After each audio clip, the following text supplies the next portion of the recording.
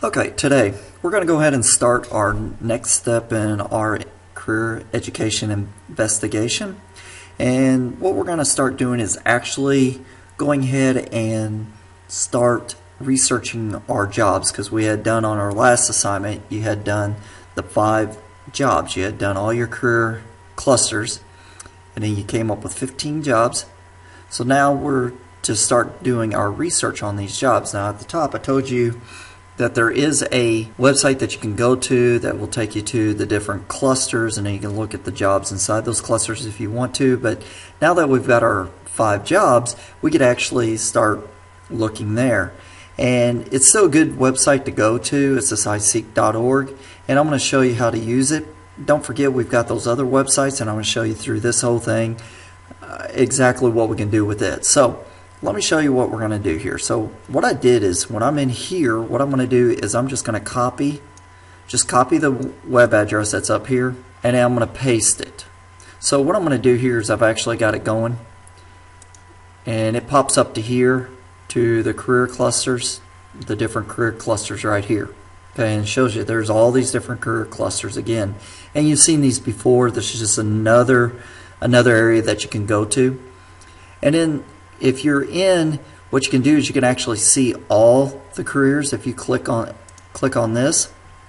And what it'll do is it'll go ahead and take you to all the different careers that are out there through this website. Obviously there's probably a few more, but you can see it's alphabetical order, and you can go through these.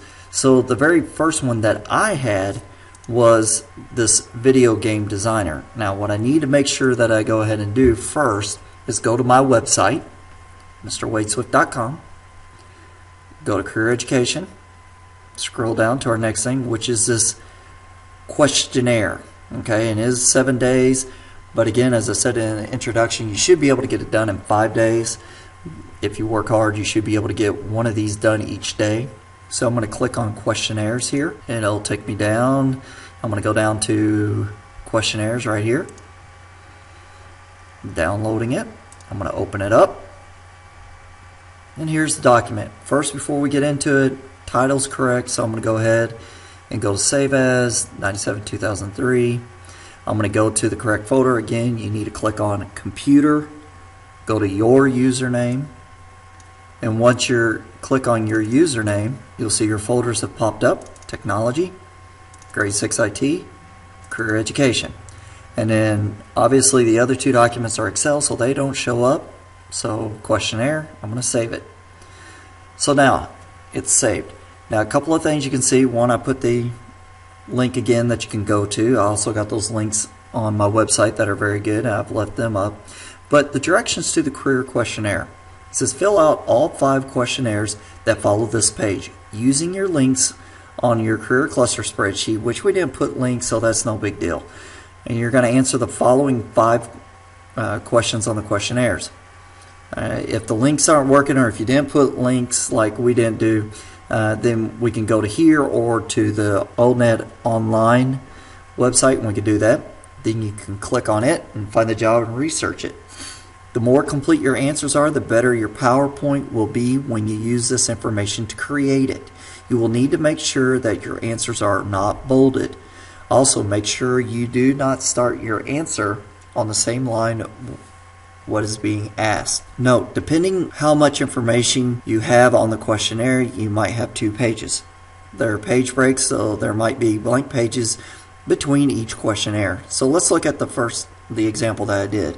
So one of the jobs I did research on was an architect. I typed in the word architect, and then right here, right below where it says brief description of the job, I put plan and design buildings, including residences,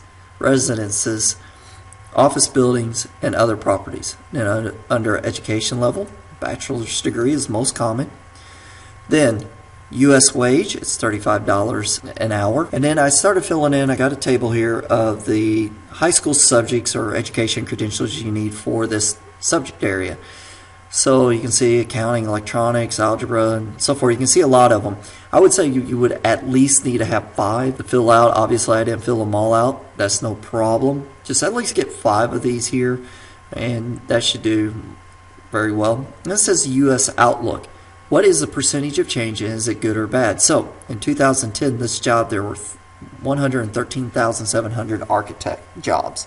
In 2020, they're projecting there's going to be 141,600. The number of change is a plus 27,900. Then my percentage of change is 24.5%. Okay, and again, that's just simply you're just really this all comes from that information. So you should be able to get this no problem. If you have a question about the percentages, you can ask me. I would suggest just getting it right off the website. It'll be all there for you, and probably even the number of change. You don't even have to do the subtraction. It'll probably do it for you. So then the next thing is, why do you want to pursue this occupation? You know, I want sentences here. I want you to think about this.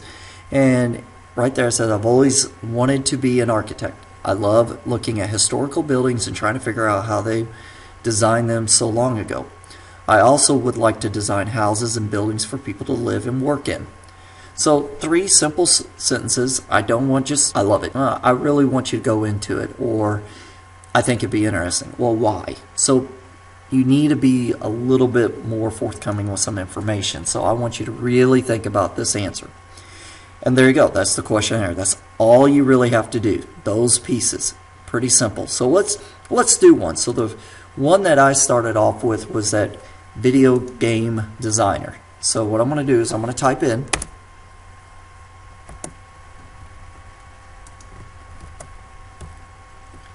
video game designer. As you can see, it's bolded, so I'm going to get rid of it. So I highlight it, Control B to get rid of it. And then a brief description of the job. Now what I'm going to do is go ahead and indent this. As you can see right up here, it's bolded. So I'm going to go ahead and just click on it, get rid of the bold. And then I'm going to go back here. Alright, so I'm going to go to my website. So let's say I go to the one I told you to open up, video game designer. So let's go to V here. Let's see if it pops up here. And you can always also, while that's opening up, I can go to the career cluster here, and then I can go to where it was, which is informational technology. I can click here, and then I can look and see right here it says careers in this cluster. I can click on it, and as it's working up here, it should take me to different careers that I have. And again, this is just another great website to go to. Both of them are working pretty slow. So while those are working, I can also go to this on-net line one. I'm going to go back from the last place I was. I'm going to go to the information technology one. This might work a little bit faster. Not for sure what's going on, why it's taking so long. No, right here it is, video game designer. So I'm going to click on it. I just got to be a little bit more patient. So right here it says wages, the median wages. It's right there. It is $34.47 an hour. The education says data not available, so we may have to do a little bit more researching. So I'm going to definitely use that website, see what it says. On the job, this is a new emerging career specialty, no data. And job title examples, and so it gives you a couple of job title examples. Over here at the left, this is also more information you can go to. So I'm going to click on overview, see what that gives me. And while that's working, I'm going to go to here. So then I'm going to go down to video game designer right here. Click on this one. And this does give me, and this gives me a good little sentence about what it is. Actually, I'm going to copy that. And I'm going to paste it. And then what it's done is actually formatted the way it wants it to be formatted. Arial 12, but it should be Times New Roman. Now what you can do is you can wait, go back in and fix it. I'm going to get rid of that space. And what I'm going to do is just go ahead and fix it. I'm going to go Times New Roman.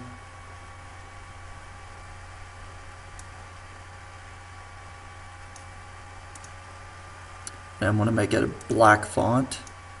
I'm going to keep it at 12. And then it tells you design core features of video games, specify innovative game and role play mechanics, storylines, and character biographies, create and maintain design documentation, guide and collaborate with production staff to produce games as designed.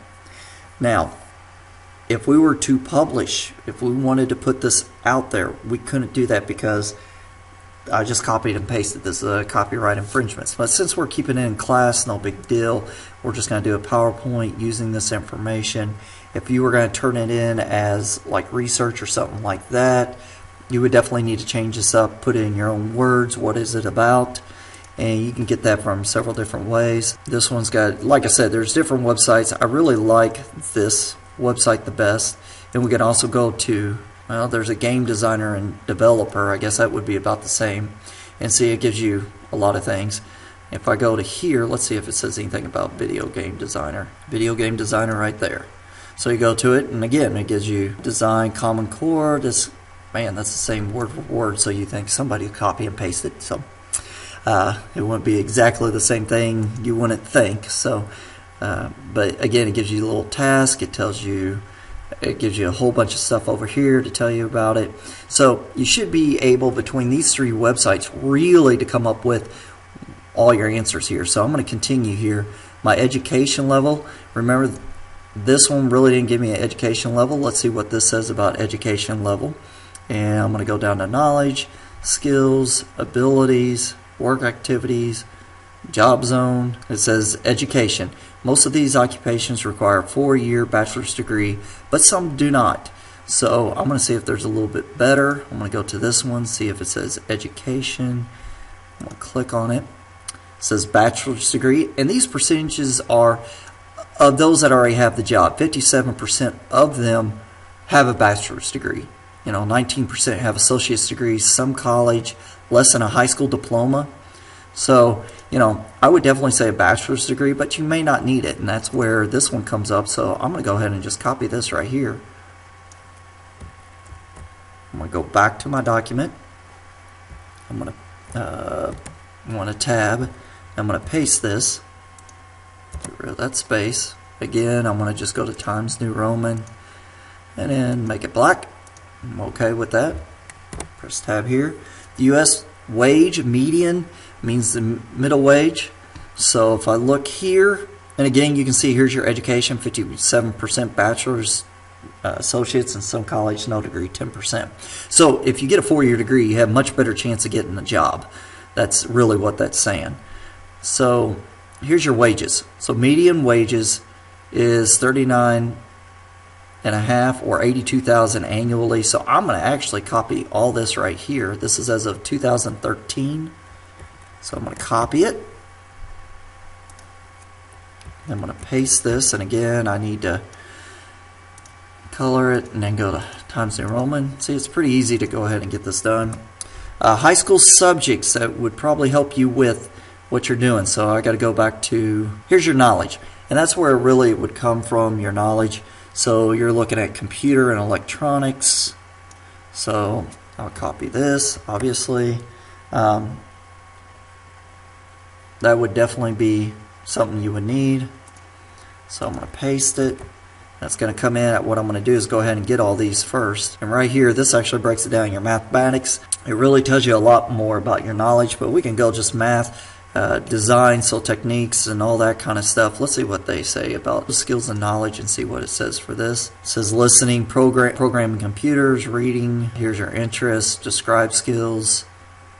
There's nothing really there that says exactly what you need for high school, and so you just got to kind of piece it together. Here's another thing about knowledge, and they're really focusing around, and again, this one kind of goes word for word, so I'm just going to copy this. It's in black anyway, so it makes it a little bit nicer.